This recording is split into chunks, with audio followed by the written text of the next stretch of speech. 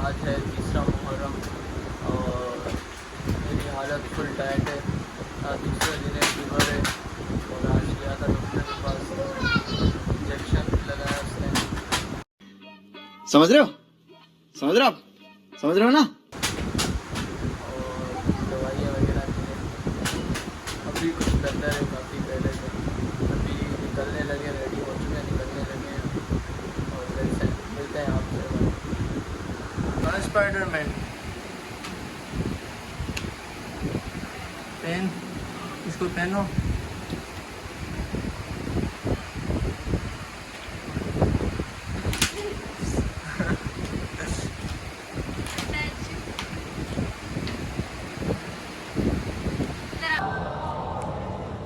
اس آئے کریمہ میں جو پیغامات ہیں, ان پیغامات میں جو پیغام آج کی مجلس میں آپ کے سامنے رکھنا چاہتا ہوں, وہ پیغام ہے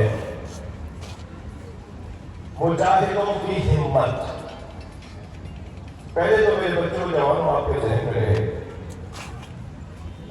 یہ رہے کہ ہر شخص مجاہد ہو سکتا ہے. یعنی خاص بھرتی کی ضرورت نہیں ہے.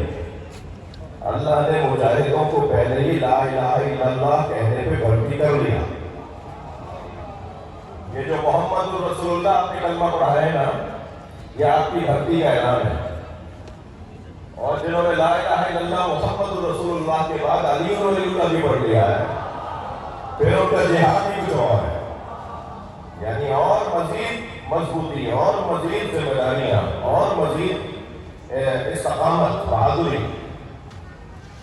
تو ہم سب مجاہد ہو سکتے ہیں, بلکہ ہم سب مجاہد ہیں. اب اور بات ہے کہ ہر ایک کے پاس ہر ایک کی تلوار رہتا ہے, ہر ایک کی تلوار رہتا ہے. کسی کا قلم اس کی تلوار ہے, کسی کی زبان اس کی تلوار ہے. جی, اور یاد رہے کہ تلوار ہو اور بازو نہ ہو تو اس تلوار کا کیا کریں گے. اور یاد رہے کہ تلوار کے ہونے کے ساتھ بازو کا ہونا ضروری ہے, مگر بازو کے ہونے کے ساتھ تلوار ہونا ضروری ہے. نہیں, میں اور لفظوں کو بہتر کرتا ہوں. یعنی تلوار اگر ہے تو اس کے لیے تو بازو ضروری ہے, مگر اگر بازو ہے تو ضروری نہیں ہے کہ اس کے لیے تلوار ہو. یہ وہی فلسفہ ہے جو علامہ اقبال نے بیان کیا ہے. بغیر عصا کے, بغیر عصا کے کلیمی ہے کار بے بنیاد. علامہ اقبال کا شعر سنا رہا ہوں. بغیر عصا کے کلیمی ہے, توجہ ہے, بغیر عصا کے کلیمی ہے. ایک صلوات اور پڑھیں.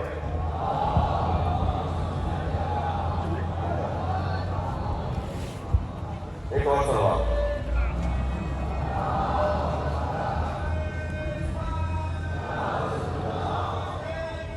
علامہ اقبال کہتے ہیں بغیر عصا کے کلیمی ہے کار بے بنیاد, خودی میں ڈوب کر ضرب کلیم پیدا کر. اپنے وجود کو تلوار بناؤ نا,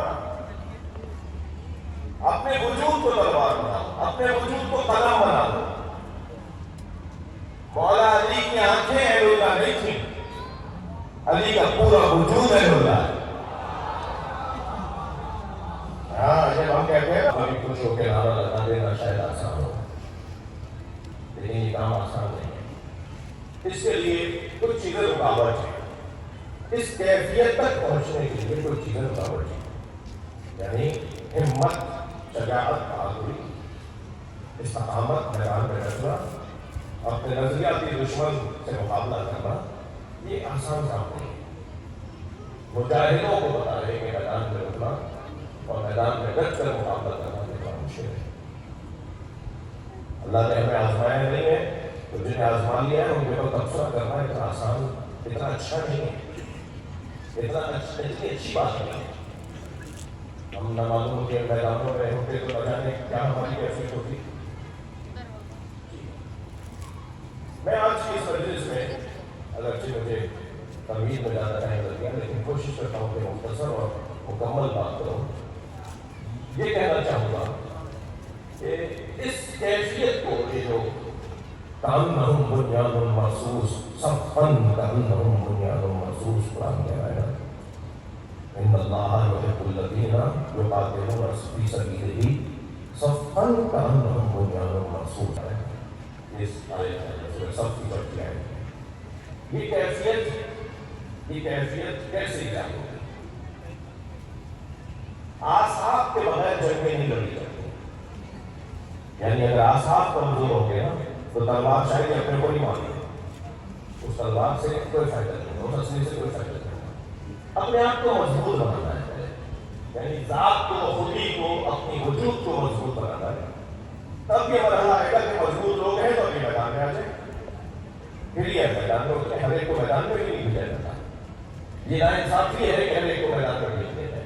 ये उसके साथ जुल्म और ज्यादती है और अपने साथ भी ज्यादती है कि हर एक को मैदान में भेजते हैं। वो चीज जो इंसान को मैदान में उतरने के काबिल बनाती है उसे कहते हैं हिम्मत। उसे कहते हैं हिम्मत। हिम्मत को चश्मे है, नींद है, हिम्मत।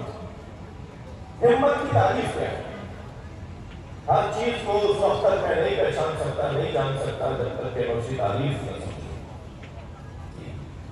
मतलब ये हमारी कहने इसकी तारीफ है। और मकसद क्या है? तो वहां भी तीन मकसद कम से कम हो सकते हैं। जवान भी बैठे हुए, तालिब इल्म भी आए हुए, कम से कम तीन मकसद हो सकते हैं। सबसे पहला और मामूली और सबसे छोटा मकसद क्या होगा?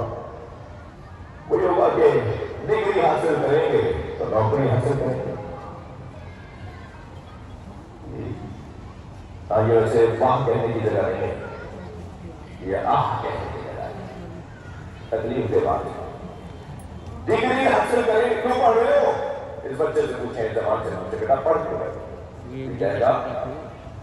डिग्री हासिल करना चाहता हूं ताकि नौकरी मिल जाए। अब मैं कुछ शख्सियात की जरा और अपनी भी मुश्किल आसान करूं। खुदा के वास्ते सरकारी नौकरियों के पीछे क्यों लगे हुए हो? भाई कारोबार करो। अंबिया और आइम्मा ने नौकरियां नहीं की, कारोबार किया है। और अगर नौकरी करनी भी है तो फिर अफसरी हो, फिर अच्छे बड़े ग्रेड और मनसब पर पाएगा, वहां भी फिर सालानी और सरकारी होगी। अल्लाह ने अपने चाहने वालों को नौकर पैदा नहीं किया है, आजाद पैदा किया है। मगर ये कौन सा अच्छा मकसद है, कौन सा अच्छा हदफ है कि साहब डिग्री हासिल करूंगा ताकि नौकरी मिल जाए? ये तो बहुत अच्छी बात है। दूसरा कौन सा मकसद हो सकता है? थोड़ा सा इससे कुछ बेहतर होगा, और वो ये कि मैं इसलिए पढ़ रहा हूं ताकि मेरे वालिदैन मुझसे राजी हो जाए, वो खुश होंगे मेरे पढ़ने पर, उन्हें अच्छा लगेगा, मुझे मेरा ग्रेड अच्छा आ जाएगा, मेरी डिग्री अच्छी हो जाएगी, मेरी सनद अच्छी हो जाएगी, उन्हें अच्छा लगेगा। मगर ये भी मकसद बहुत अच्छा नहीं है। ज़ाहिर है दोनों मकसदों के लिए जितने बड़े मकसद हैं इतनी कोशिशें, मगर एक और बुलंद मकसद है, और वो ये कि मैं तालीम इसलिए हासिल कर रहा हूं कि तालीम हासिल करना अल्लाह को पसंद है। अल्लाह माशरे में दानिशमंद देखना चाहता है, जाहिल नहीं देखना चाहता। अब जब मेरा मकसद ही ये होगा कि मैं अल्लाह की खुशनुदी के लिए पढ़ रहा हूं तो फिर शऊर भी बढ़ेगा, तालीम शऊर के लिए हासिल की जाएगी।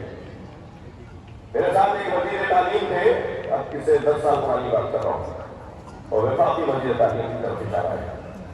हमारे साथ वो हज पे भी थे, तो वो फरमाने लगे कि मैं फला मुल्क अपने सरकारी दौरे पे गया तो मेरे हम मनसब लोग भी हमारे साथ थे। तो उन्होंने मुझसे पूछा कि पाकिस्तान में तालीम क्या निर्धार, तालीम का रेशो क्या है, कितना फीसद लोग खानदगान है, कितने फीसद लोग तालीम याफ्ता है? तो मैंने बता दिया कि मैं नहीं बता रहा, सलवात पड़ेगा वहां पर।